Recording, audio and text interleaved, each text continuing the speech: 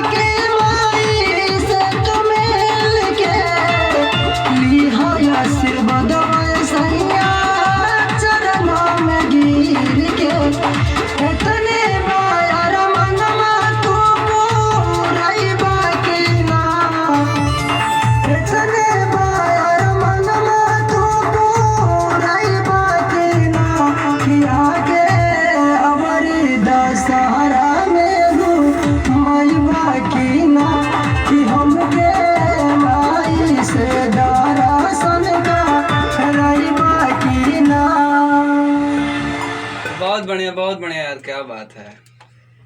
सुन लिया जाए फिर से।